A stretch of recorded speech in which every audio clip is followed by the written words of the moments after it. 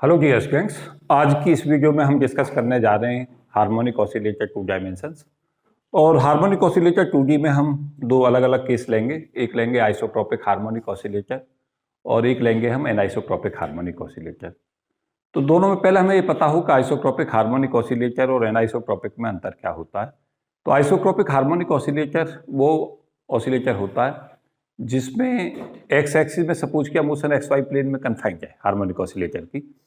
तो x direction में भी प्रॉपर्टीज और वाई डायरेक्शन में भी जो प्रॉपर्टीज हैं अगर वो चेंज नहीं होती, सेम माध्यम में पार्टिकल चलता है, सेम ही तरीका के फोर्स कांस्टेंट उस पर काम करते हैं, सेम ही तरीका की फ्रीक्वेंसी होती है और क्वांटम नंबर का हालांकि एनर्जी फंक्शन होती है, लेकिन जो डिपेंडेंसी है वो सिमिलर वे में निर्भर करती है। तो एक ऐसा ऑसिलेटर जिसमें फ्रीक्वेंसी दोनों माध्यमों में, दोनों डायरेक्शंस में, एक्स डायरेक्शन में भी और वाई में भी अगर सेम रहती है तो उसे हम कहते हैं आइसोट्रोपिक हार्मोनिक ऑसिलेटर। और अगर फ्रीक्वेंसी चेंज हो जाती है, लाइक के एक्स एक्सिस पे फ्रीक्वेंसी कुछ और है, वाई एक्सिस में फ्रीक्वेंसी कुछ और है, और हम सब जानते हैं कि फ्रीक्वेंसी बेसिकली फोर्स कांस्टेंट पर निर्भर करती है। ओमेगा का जो जनरल एक्सप्रेशन होता है वो होता है √k/m। तो जब हमारा फोर्स कांस्टेंट अलग अलग होगा तो फ्रीक्वेंसी भी अलग अलग होगी। तो इनडायरेक्टली हम ये भी कह सकते हैं कि अगर एक्स एक्सिस में फोर्स कांस्टेंट की वैल्यू अलग है, वाई जो हमारी वाई डायरेक्शन है उसमें फोर्स कांस्टेंट अगर अलग है, तो हम कहते हैं कि ये हमारा एनाइसोट्रोपिक हार्मोनिक ऑसिलेटर है। और अगर फोर्स कांस्टेंट सेम रहता है तो तब हमारे सेम फोर्स कांस्टेंट होने के ऊपर फ्रीक्वेंसी भी सेम रहती है। तो ये हमें सबसे पहले समझना है। फोर्स जब हम लेकर चलते हैं, सपोज किया मोशन हमारी, हम मान के चलें कि एक्स वाई प्लेन के अंदर मोशन हो रही है, ये मान लेते हैं। तो एक्स वाई प्लेन में अगर मोशन होती है तो इसका मतलब होता है कि हार्मोनिक ऑसिलेटर अगर ये इक्विलिब्रियम पॉइंट है तो इधर भी जा सकता है, इधर आ सकता है, फिर इधर जाएगा, फिर वापस आएगा। एक विकल्प तो ये एक्स एक्सिस पे रहा, फिर दूसरा विकल्प उसके पास यहीं से इधर भी जा सकता है, ऐसे वापस आ सकता है, फिर इसके बाद इधर जा सकता है, इधर वापस आ सकता है। तो उसके पास में क्या है कि उसके पास एक्स में जो डिपेंडेंसी है, जिस तरीका से जैसे वो एक्सिस के अलोंग मोशन कर रहा था, सिमिलर वे में जो मोशन है वो वाई एक्सिस के अलोंग भी कर सकता है। तो अगर कोई हार्मोनिक ऑसिलेटर ऐसा देखा जाता है कि एक्स एक्सिस और वाई एक्सिस में जो मोशन है दोनों में उसकी मोशन संभव हो, और अगर अब हमारे पास वहाँ दो केस होंगे कि जहाँ जो मोशन दोनों ही एक्सिस के अंदर अंडर हुक्स लॉ होती है, लेकिन क्या होता है फोर्स कांस्टेंट अलग अलग होते हैं। एक्स एक्सिस पे फोर्स कांस्टेंट अलग होता है, वाई एक्सिस पे फोर्स कांस्टेंट अलग होता है। अगर फोर्स कांस्टेंट अलग होता है तो हम उसे बोल रहे होते हैं एनाइसोट्रोपिक हार्मोनिक ऑसिलेटर।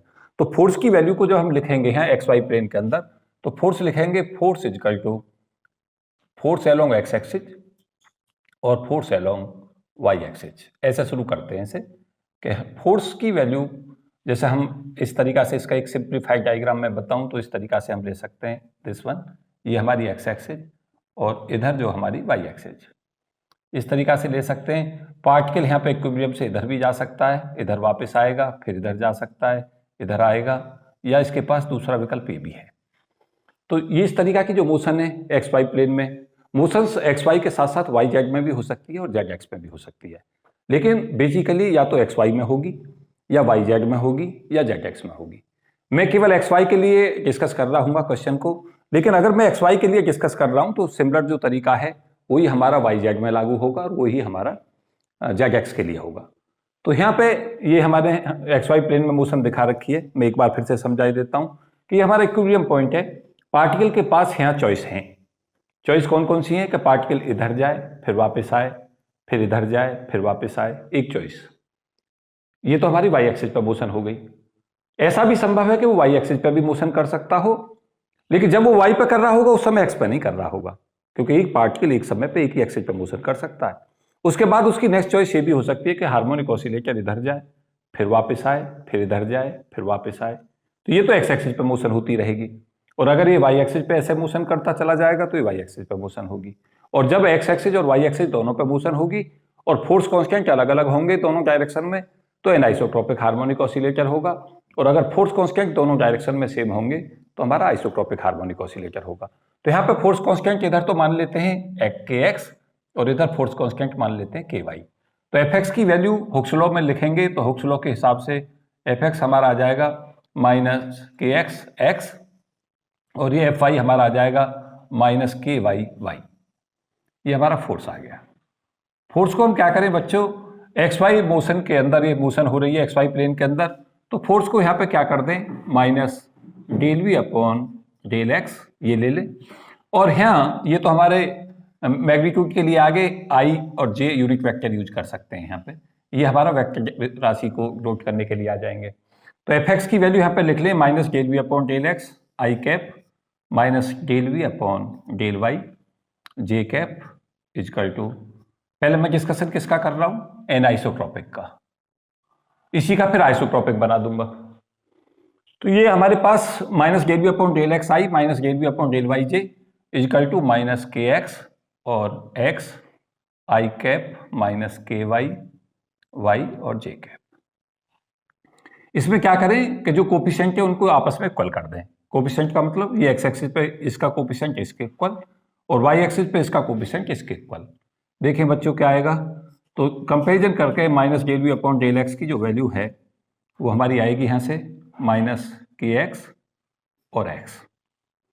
के एक्स क्या है ये भी सदा लिखें, के एक्स है फोर्स कांस्टेंट, कौन सी है, एक्सिस के अलोंग एक्स एक्सिस। और के वाई क्या है, के वाई हमारा force constant along Y axis. और यहां से दूसरा एक्सप्रेशन हमारा आ रहा है minus del V upon del Y is equal to minus के वाई वाई। यहां से अगर हम इसे इंटीग्रेट कर देते हैं इधर से, तो यहां पे पोटेंशियल एनर्जी V जो एक्स एक्सिस के अलोंग होगी वो हमारा एक्सप्रेशन आ जाएगा हाफ के एक्स और एक्स स्क्वायर। क्या करें, इस डी एक्स को इधर ले जाएं और उसके बाद इसे इंटीग्रेट कर दें। कॉन्स्टेंट ऑफ इंटीग्रेशन इंट्रोड्यूस करेंगे। कॉन्स्टेंट ऑफ इंटीग्रेशन को जब x बराबर 0 पे v0 लोगे तो 0 आ जाएगा।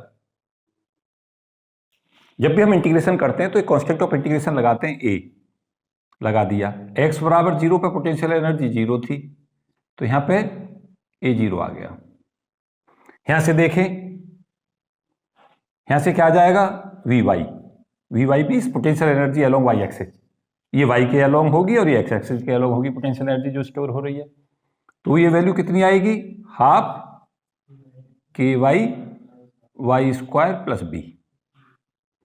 फिर से लगा दो, y 0 है तो v 0 है, तो b यहां से क्या बन गया, यहाँ पे v के नीचे सफिक्स में x और y लगाए देता हूं क्योंकि पोटेंशियल एनर्जी x एक्सिस के अलोंग है, ये y के अलोंग है। तो a और b 0 हो गए तो v एक्स वाई कितना आ गया पोटेंशियल एनर्जी। अब दोनों को जोड़ दो, potential energy along x axis और potential energy along Y axis. आप कहेंगे सर ऐसा क्यों किया, क्योंकि एनर्जी जो होती है हमारी वो स्केलर पैरामीटर है। तो एक्स एक्सिस के अलोंग पोटेंशियल एनर्जी निकाल ली और वाई एक्सिस के अलोंग निकाल ली। तो यहां से हमें वी एक्स वाई की वैल्यू जो ऑब्टेन हो गई, पोटेंशियल एनर्जी वो हमारी ऑब्टेन हो गई हाफ के एक्स स्क्वायर प्लस हाफ के वाई स्क्वायर।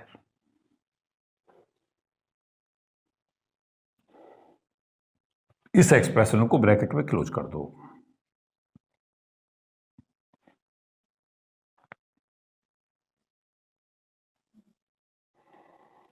इसके करस्पॉन्डिंग हम अगर फ्रीक्वेंसी चाहते हैं कि यहाँ पे जो फ्रीक्वेंसी होगी ऑसिलेशन की वो क्या होगी अलोंग एक्स एक्सिस, और इधर जो एंगुलर फ्रीक्वेंसी होगी वो क्या होगी, तो ओमेगा एक्स और ओमेगा वाई हमें लिखना होगा।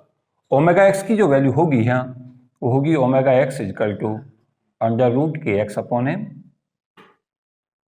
और ओमेगा वाई क्या होगा, under root k y upon M.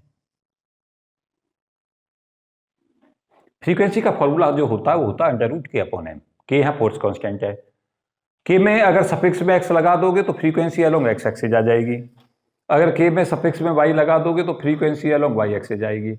Similar way है ये दोनों का। अब हमें वन डायमेंशनल हार्मोनिक ऑसिलेटर पर मैं ऑलरेडी लेक्चर दे चुका हूं, इसके करस्पॉन्डिंग मुझे एनर्जी पता है इसके अलोंग। अगर मेरी पोटेंशियल एनर्जी ये हो तो एनर्जी क्या हो, तो एनर्जी का जो मेरा एक्सप्रेशन होगा, एनर्जी जब मैं लिखूंगा तो एनर्जी की जो वैल्यू होगी अलोंग एक्स एक्सिस, वहां पे एनर्जी हो जाएगी एन एक्स प्लस हाफ और एच कट ओमेगा एक्स, और एलोंग वाई एक्सिस क्या हो जाएगी, n y plus half h cut omega y.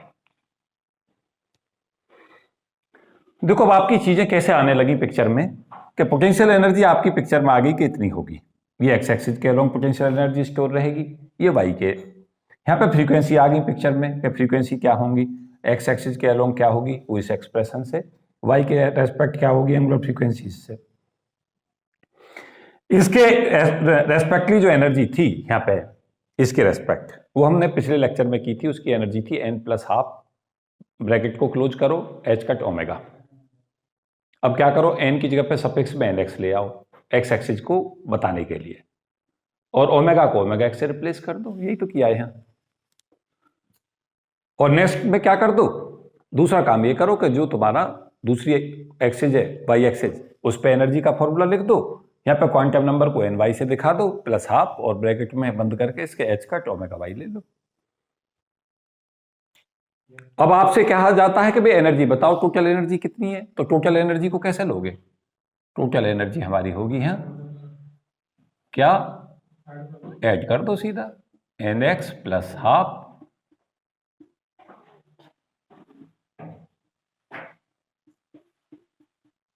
देखो दिस वन, जो हमारे पास एनर्जी होगी उस एनर्जी में हम क्या देख रहे हैं कि एनर्जी की value n x plus half bracket में एच कट ओमेगा एक्स आएगी, ये तो एलोंग एक्स एक्सिस एनर्जी हो गई, और यहाँ पे n y plus half bracket में एच कट ओमेगा वाई आएगी, ये वाई एक्सिस पे हो गई। तो आपने एनर्जी को एवोल्यूट कर लिया along x axis along y axis, दोनों को ऐड कर दो क्योंकि एनर्जी स्केलर पैरामीटर है। अब आपका काम कहां तक हो गया पूरा, इतना काम आपका पूरा हुआ कि यहाँ आपने पोटेंशियल कैलकुलेट कर लिया, ये तो पोटेंशियल एनर्जी जो थी एक्स एक्सिस पे स्टोरेज है दिस वन, ये वाई एक्सिस पे स्टोरेज है पोटेंशियल एनर्जी दिस वन। उसके बाद फिर एनर्जी आपकी टोटल एनर्जी इस एक्सिस पे निकाल ली, वो ये इससे कैलकुलेट होगी, और इस एक्सिस पे इससे होगी, टोटल एनर्जी इस एक्सप्रेशन से होगी। एनर्जी को एलोंग एक्स एक्सिस और एलोंग वाई एक्सिस क्या कर दो, ऐड कर दो। अब आपका दूसरा काम क्या रह गया, देखो बहुत इजी प्रॉब्लम है, बहुत मुश्किल नहीं, देखो क्रम से चलते हैं सब, और इसी क्रम को हमें आगे 3D में बढ़ाएंगे। 3D में क्या कर देंगे, f x plus f y plus f z, बाकी सिमिलर पैटर्न होगा, एक टाइम और ऐड हो जाएगी हाफ के जेड जेड स्क्वायर। तो आपको पता चलेगा कि फिजिक्स इतनी ज्यादा सिमिलरिटी के साथ चलती है कि अगर आपको 1D क्लियर है तो 2D और 3D को क्लियर करने में बहुत मुश्किल नहीं होती, बहुत इजीली हम ले सकते हैं। अब आपकी नेक्स्ट प्रॉपर्टी क्या होगी, आपको क्या चाहिए इस केस के अंदर, 4 से 5 चीजें आपको चाहिए। नंबर 1, सबसे पहले आपको फोर्स पता चले अलोंग एक्स एक्सिस और वाई एक्सिस कितना अप्लाई हो रहा है, मतलब मोशन अंडर हुक्स लॉ तो हो रही है, तो वहां पे पता चला कि फोर्स की वैल्यू अलोंग एक्स एक्सिस जो होगी रेस्टोरिंग फोर्स की, वो value minus k x x होगी, माइनस इसलिए क्योंकि रेस्टोरिंग फोर्स डिस्प्लेसमेंट के अपोजिट लगता है। वाई एक्सिस के अंदर जो फोर्स की वैल्यू होगी वो माइनस के वाई वाई होगी, तो आपको फोर्स पता चला। फोर्स के बाद में आपको पता है कि फोर्स जो होता है वो negative gradient of potential energy होता है, वो आपको यहां से पता चला, इससे आपको V पता चल गया, तो आपको पोटेंशियल एनर्जी पता चली। एनर्जी एक्स एक्सिस पे निकाल ली, जैसे 1D में निकली थी ऐसे ही वाई के करस्पॉन्डिंग ले ली और दोनों को ऐड कर दिया। मुझे उम्मीद है कि इसमें कोई आपको ज्यादा दिक्कतें नहीं आएंगी। अब अगला काम हमारा क्या बचा, अगला काम हमारा बचा वेव फंक्शन। क्या चाहेंगे हम कि हमें वेव फंक्शन पता हो, तो आप क्या करें, सदा ऑलवेज एक ही बात आपको याद रखनी है कि 1D का हार्मोनिक ऑसिलेटर का वेव फंक्शन रिमेंबर रखें। रिमेंबर का मेरा मतलब है कि सोते जगते उसे इतनी बार रिवाइज कर लें कि वो आपके टिप्स पर है, आपके लिए ऐसा रहे वो जैसे 246 की टेबल याद करते हैं। एक समय तो आपको यह पता चलेगा कि 2 एक्सप्रेशंस तो हमें जीवन में क्वांटम में भूलने ही नहीं है, एक वेव फंक्शन, किसका वेव फंक्शन कितना होता है, और दूसरा एनर्जी आइगन वैल्यू के एक्सप्रेशंस। आप इन दोनों के लिए तो कुछ सोच ही नहीं सकते कि हमें क्वांटम के हम क्वेश्चन करना चाहते हैं और हमें 2 चीजें याद नहीं है। क्या याद नहीं है, वेव फंक्शन याद नहीं है सिस्टम्स के, और दूसरी चीज आपको एनर्जी आइगन वैल्यू के फॉर्मूले याद नहीं है। ये तो कोई एक्सक्यूज हो ही नहीं सकता। फिर सब टिप्स हैं कि आप कैसे चीजों को अप्लाई करते हैं, तो बहुत मुश्किल नहीं है क्वांटम। अब आपको करना क्या है, मैं एक प्रॉपर्टी पे जाऊंगा वेव फंक्शन की पे, वो कौन सी है कि जब वेव फंक्शन डिफरेंट डायरेक्शंस में जब पार्टिकल जाता है तो उसका वेव फंक्शन मल्टीप्लाई होता है। एक मैंने लेक्चर दिया था जिसमें मैं वेव फंक्शन की प्रॉपर्टी बता रहा था कि वेव फंक्शन पे एडिटिव प्रॉपर्टी कब लगाएं, साथ साथ में ये बता रहा था कि वेव फंक्शंस के ऊपर हम मल्टीप्लिसिटिव प्रॉपर्टी कब लगाएं। जब हम नेट वेव फंक्शंस की बात करेंगे, साई एक्स वाई यहां लिखेंगे तो साई एक्स वाई हम लिखेंगे इजिकल टू एक्स एक्सिस में वेव फंक्शन और वाई एक्सिस के अलोंग वेव फंक्शन। और यहां पे शब्द यूज करे देता हूं नॉर्मलाइज्ड वेव फंक्शन। NWF को क्या पढ़ें? Normalised wave function.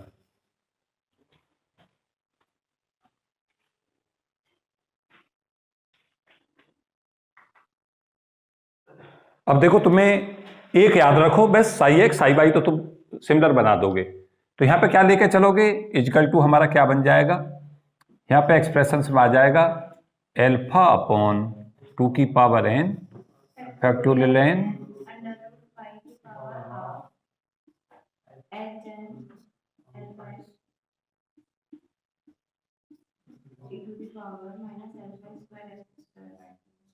अब क्या करो, एक काम आपको करना है, यहां एक्स लगा दो सफिक्स में, एल्फा के सफिक्स में एक्स लगा दो, एन के सफिक्स में एक्स लगा दो और यहां भी एक्स लगा दो, एल्फा के साथ एक्स लगा दो,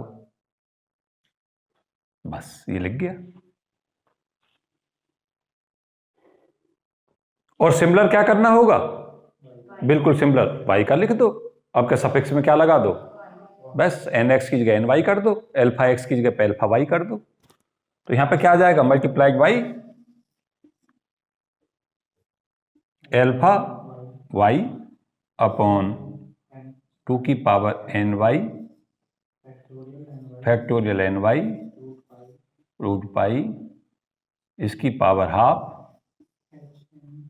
H n y alpha y y और ई की power minus alpha square, alpha के नीचे वाई लगा दो सफिक्स में वाई के लिए, बाई 2।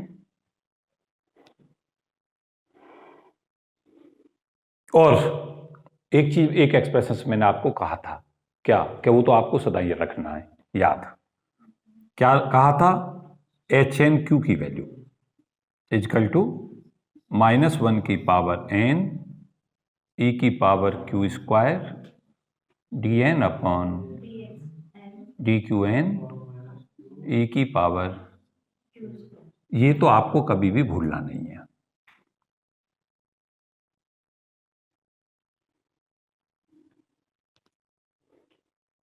अब आप एल्फा पे जाओ, एल्फा क्या था? अगर पीछे के एक्सप्रेशंस में आप जाएंगे तो एल्फा की पावर 4 जो थी हमारी वो m के अपॉन एच का स्क्वायर थी, क्योंकि अल्फा एक्स भी तो डिफाइन करोगे, यहां पे आपको अल्फा एक्स और अल्फा वाई भी डिफाइन करना है। एक्सप्रेशन तो आपने याद किया हुआ था 1D का, 1D से मैंने 2D बनाना सिखा दिया। क्या कर दिया? अल्फा के सफिक्स में अल्फा एक्स कर दिया, लेकिन आप अल्फा एक्स को भी तो डिफाइन करेंगे। अल्फा एक्स है क्या? ये है, तो यहां पे क्या लगा दोगे? एक्स लगा दो, यहां भी एक्स लगा दो। सिमिलरली एल्फा वाई 4 क्या हो जाएगा? एम के वाई अपॉन एच का स्क्वायर। के एक्स और के वाई क्या है? मैंने कहीं डिफाइन कर रखे हैं, के एक्स और के वाई फोर्स कांस्टेंट है, एम मास है हार्मोनिक ऑसिलेटर का, एच कट आप जानते हो, कभी जीवन में भी मत भूलना, एच कट को कहते हैं एच अपॉन 2 पाई। बार बार कट कट लगाते रहो इस पे, और क्या कह दो? एच है प्लैंक कांस्टेंट है। ये आपको ऑलवेज याद रखना है।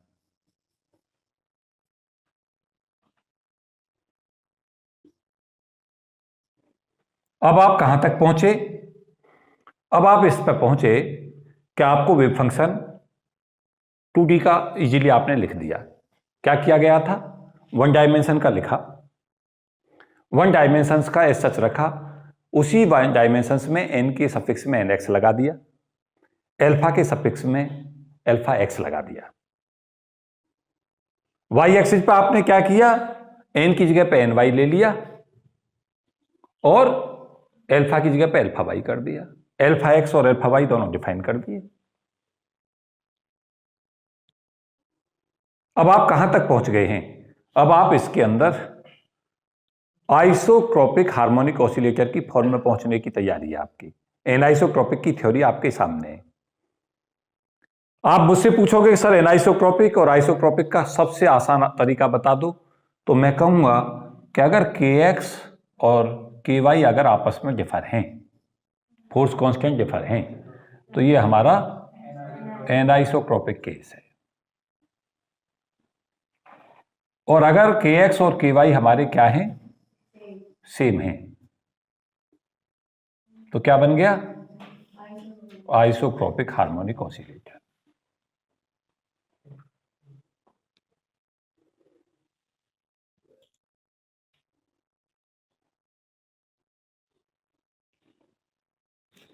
मुझे उम्मीद है कि बहुत आसानी से आपको कहीं दिक्कत इसमें आई नहीं होगी।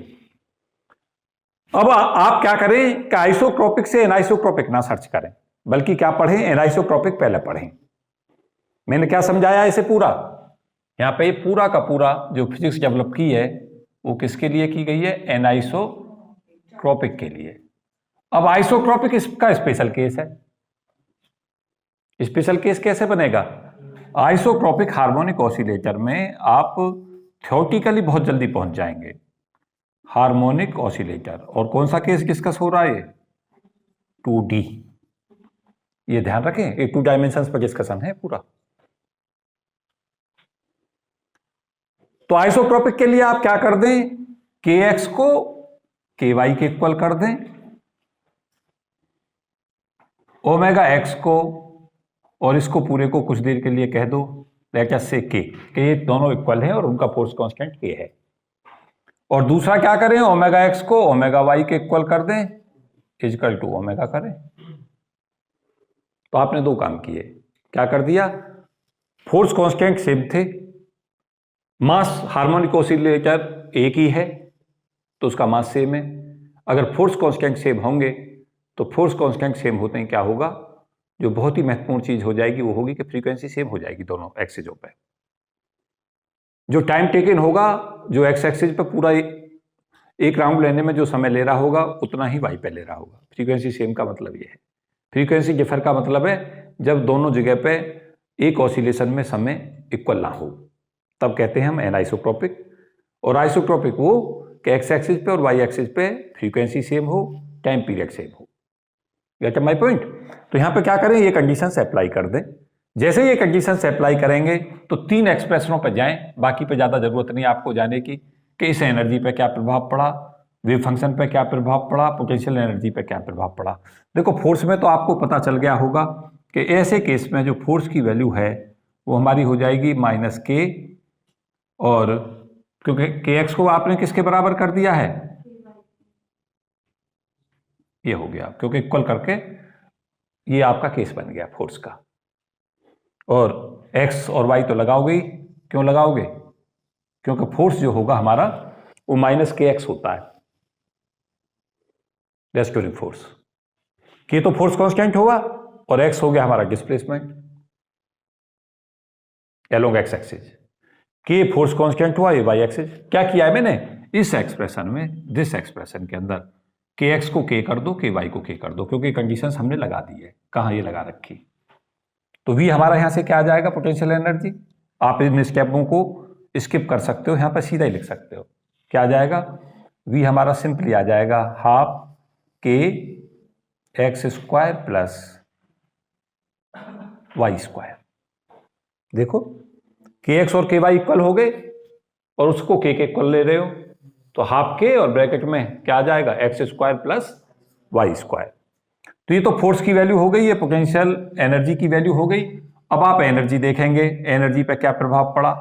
तो एनर्जी यहां से आ गई along x axis nx plus half h cut omega, और ई एन वाई कितना आ गया? ny प्लस हाफ nx और ny क्वांटम नंबर है। क्या है यहां? nx और ny this is quantum number along x axis और एन वाई क्या है? Quantum number along Y axis. अब टोटल एनर्जी ले लो। टोटल एनर्जी कैसे आएगी अब हमारी? E बराबर energy along x axis energy along Y axis. कितना आ गया? N x plus n y plus 1 h का ओमेगा सुनना चाहता हूं। इनको ऐड कर दो सीधा। ये अलोंग एक्स एक्सिस एनर्जी थी, ये अलोंग वाई एक्सिस थी। अब वेव फंक्शन देख लो। वेव फंक्शन साई कैसे लिखोगे? Psi is equal to psi x, x axis के अलोंग वेव फंक्शन और वाई के रेस्पेक्टिवली वेव फंक्शन। यहां से साई एक्स साई वाई की जगह पे, अब ध्यान दो मेरी बात, इस केस के अंदर जब हम ये लेके चलेंगे तो अल्फा एक्स की वैल्यू अल्फा वाई के इक्वल होगी और उसे अल्फा कह दो। क्यों होगी? जब आपके फोर्स कांस्टेंट सेम हो गए तो फोर्स कांस्टेंट सेम होते ही जो वैल्यू अल्फा एक्स और अल्फा वाई की वो सेम हो गई, क्योंकि अल्फा जो निर्भर कर रहा था वो मास पे कर रहा था, तो मास तो along x axis y axis same ही चलेगा। के एक्स और के वाई दोनों सेम हो गए तो अल्फा एक्स और अल्फा वाई दोनों सेम हो गए। तो वहां पे क्या होगा? यहाँ पे इन दोनों को इक्वल कर दो, यहाँ एक्सप्रेशंस में उसे अल्फा के बराबर कर दो और अल्फा की पावर 4 यहाँ क्या बनेगी? वो हमारी आ जाएगी एम के अपॉन एच का स्क्वायर, क्योंकि के एक्स और के वाई इक्वल है। यहाँ पे वेव फंक्शन लिख दो नॉर्मलाइज्ड, देखें कवर हो रहा पूरा। तो ये वैल्यू यहां से यहां पुट कर दो, क्या आ जाएगा? Normalized wave function alpha upon 2 की power n x factorial n x under root pi की पावर कितना? हाफ और H n x alpha x e की power minus alpha square x square by 2, ये पुट कर दो मल्टीप्लाइड बाई एल्फा अपॉन 2 की power n y factorial n y root pi और इसकी पावर हाफ और H n y alpha y e की power minus alpha square y square by 2। क्या किया है मैंने? इसी वेव फंक्शन में एन एक्स एन वाई को तो ऐसा रखो, क्योंकि इंटीजर्स तो दोनों क्वांटम नंबर एग्जिस्ट अब भी करेंगे, सेम रखो, और एल्फा एक्स एल्फा वाई को इक्वल रख लो और उसे किसके बराबर कर दो? एल्फा के। आपने कुछ नहीं किया, जो आपका एनालिसिस ये होकर आया था एनाइसोट्रोपिक का, आइसोट्रोपिक में आपने ये कंडीशंस अप्लाई की हैं। क्या क्या? के एक्स और के वाई फोर्स कांस्टेंट दोनों डायरेक्शंस में सेम किए गए हैं। उसका डायरेक्टली जो मतलब है, इनडायरेक्टली और डायरेक्टली एक ही मतलब है कि जो time taken along x axis होगा हार्मोनिक ऑसिलेटर का और वाई एक्सिस पर होगा वो सेम होगा। इसका मतलब ये है। फोर्स कांस्टेंट का क्योंकि फंक्शन है फ्रीक्वेंसी, फोर्स कांस्टेंट सेम हुई तो फ्रीक्वेंसी सेम हो गई। और अल्फा एक्स और अल्फा वाई आपस में इक्वल होंगे, क्योंकि ये function alpha x alpha y वो के फंक्शन थे फोर्स कांस्टेंट के। कहां लिखा है? मैंने लिखा होगा कहीं ना कहीं, ये लिख रखा, यहां देखो। तो यहां से हमें ये पता चला जब के एक्स और के वाई इक्वल हो गए तो अल्फा एक्स और अल्फा वाई दोनों इक्वल हो गए, तो उसको कह दो लेट अस से कि ये अल्फा के इक्वल है। तो ओमेगा एक्स बराबर omega y is equal to omega, k x is equal to k y is equal to k, और इन अल्फा एक्स को अल्फा वाई के इक्वल अल्फा कर दो। बाकी जो एक्सप्रेशंस आपने निकाले थे उसमें पुट कर दो इन कंडीशनों को। एनर्जी का एक्सप्रेशन ले लो, अलोंग एक्स एक्सिस ले लो, वाई एक्सिस ले लो और टोटल एनर्जी लिख दो। पोटेंशियल एनर्जी तो half k into x square plus y square हो जाएगी, और वेव फंक्शंस को मल्टीप्लाई कर दो, अलोंग एक्स एक्सिस पे ले लो और वाई पे ले लो। अगर मुझसे पूछा जाए तो मैं कहूंगा कि इसके अंदर कोई बहुत महत्वपूर्ण कंसेप्ट आपने अप्लाई नहीं किया। एक अप्लाई आपने, 2-3 प्रॉपर्टी जो अप्लाई की हैं वो सुने। क्या की हैं? एक तो आपने कहा कि फोर्स जो होता है वो बेसिकली वेक्टर क्वांटिटी होता है, तो नेट फोर्स जब हम निकालेंगे तो फोर्स आपने एलोंग एक्स एक्सिस और एलोंग वाई एक्सिस दोनों का सम करेंगे, जो आपने कहाँ किया है, यहाँ किया है। इस एफ एक्स की वैल्यू को हुक्स लॉ के हिसाब से लिख दो, एफ वाई को हुक्स लॉ से लिख दो, फोर्स पता चल गया। फोर्स को negative gradient of potential energy कर दो, यहां से भी पता चल गया, ये एलोंग एक्स एक्सिस और ये एलोंग वाई एक्सिस, ए और बी जीरो हो जाएंगे गिवन कंडीशंस में। पोटेंशियल एनर्जी नेट निकल गई यहां से। उसके बाद एनर्जी के एक्सप्रेशंस ले जाओ, जैसे हमने 1T हार्मोनिक ऑसिलेटर में एनर्जी लिखी थी तो वहां लिखा था expressions n plus half bracket में एच कट ओमेगा। यहाँ पे n को रिप्लेस कर दो nx से और ओमेगा को रिप्लेस कर दो ओमेगा x से। ये आपका फ्रीक्वेंसी ओमेगा x है, x एक्सिस के along angular frequency. Similarly y axis पे लिख दो, वो हमारी जो एनर्जी एक्सप्रेशंस होगा सिमिलर होगा, n जो nx ny से रिप्लेस कर दो, ओमेगा x को ओमेगा y से रिप्लेस कर दो, यहाँ से यहाँ आ जाओगे। जस्ट किसका रिवर्स कर दोगे, y को x से रिप्लेस कर दोगे क्वांटम नंबर में और ओमेगा y को ओमेगा x से, तो यहाँ आ जाओगे। तो सिमिलर वे चलता है। फिर एनर्जी हमारी स्केलर क्वांटिटी है, ये एक्स एक्सिस के अलोंग एनर्जी होगी, ये वाई एक्सिस की, तो नेट एनर्जी दोनों के सम के इक्वल होगी। एनर्जी की स्केलर पैरामीटर्स प्रॉपर्टी यूज कर दो।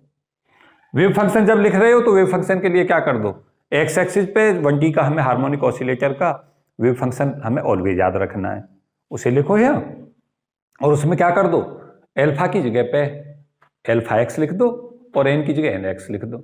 यही तो किया था यहाँ। और उसी तरीका से वाई पे चले जाओ, जो 1D का था उसी में अल्फा की जगह सफिक्स में अल्फा वाई कर दो और एन की जगह पे एन वाई कर दो, मल्टीप्लाई करके लिख दो। कोई दिक्कत हुई? ये आपका एनाइसोट्रोपिक की थ्योरेटिकल कंसेप्ट पूरा हुआ है। अब एनाइसोट्रोपिक का स्पेशल केस क्या है? आइसोट्रोपिक है।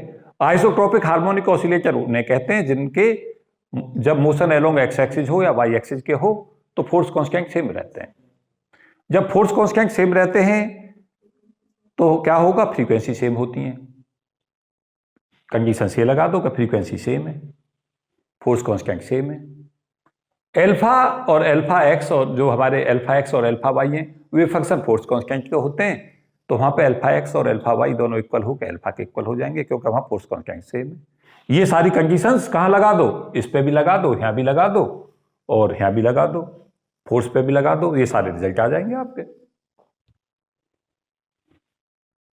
कहां फिजिक्स कहती है कि रटो, आप कहीं कहती नहीं कि रटना है। स्टेपों को समझना है कैसे कैसे ग्रो हो रहा है। जब हम इन चीजों को निकालना सीख लें, फिर नेक्स्ट पोर्शन में तो आपको पता ही है, पहले आपको थ्योरी डेवलप करनी सीखनी है और नेक्स्ट काम क्या करना होता है सदा, फिर अप्लाइड पे जाना होता है। अप्लाइड में हमें सोचना है कि पेपर में क्वेश्चन क्या आएगा। तो आप बताएं कि थ्योरेटिकल कंसेप्ट आपको क्या समझ नहीं आई। एक शब्द जो फिजिक्स मुझे सबसे ज्यादा प्रेरित करती है जहां से, वो एक शब्द होता है सिमेट्री। आप केवल अगर आप समझना चाहते हैं तो 1D को समझ लें, 1D हार्मोनिक ऑसिलेटर। कहें आप कैसा रखना है कहीं, मैं कहूंगा हाँ रखना है। कहां रख लो, वेव फंक्शन रख लो, किसका, 1D हार्मोनिक ऑसिलेटर का। 2D 3D रटो ही मत, वो तो आप 1D का आपको याद होगा, 2D 3D का कभी भी बना लोगे। देखो बहुत सारे बच्चे ये सोचते हैं सर बहुत लंबी फिजिक्स है, इतना कहां तक रटें। आपको ये पता चलेगा कि जब क्वांटम मैकेनिक्स को आप करने चलोगे तो मुश्किल से मुश्किल 20-30 चीजें ऐसी होंगी जो आपको रटनी है। रटनी भी वो होती नहीं कायदे में, लेकिन उतना पेपर में समय नहीं होता कि उन्हें वहां निकाल के देखो। अगर आप मुझसे कहने लगे सर क्या हार्मोनिक ऑसिलेटर का 1D का ये वेव फंक्शन वहां निकालेंगे हम, अगर आप वहां निकालने जा रहे हैं पेपर में तो कभी सेलेक्ट नहीं होंगे, नेवर। हाँ पहले तो कई बार तो क्या होगा, वहां निकलेगा ही नहीं, पहले तो निकलेगा ही नहीं, और निकलेगा तो गलत के भी चांस है।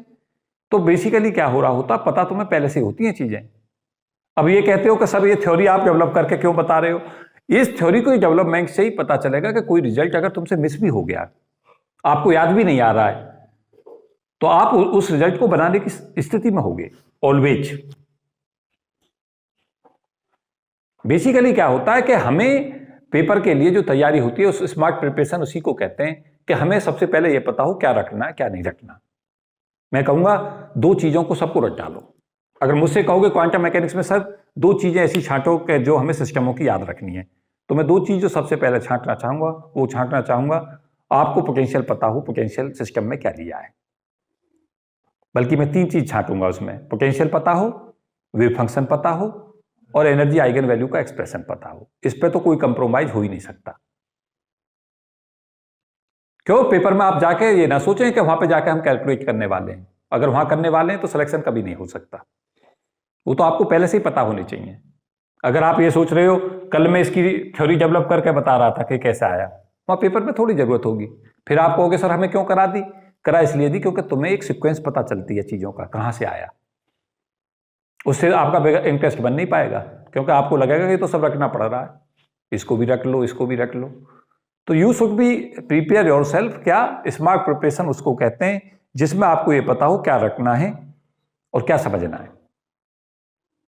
मुझसे कहोगे कि सर इसमें कुछ नई फिजिक्स डेवलप की है, मैं कहूंगा कुछ नहीं किया। 1D हार्मोनिक ऑसिलेटर को 2D में कन्वर्ट कर दिया है।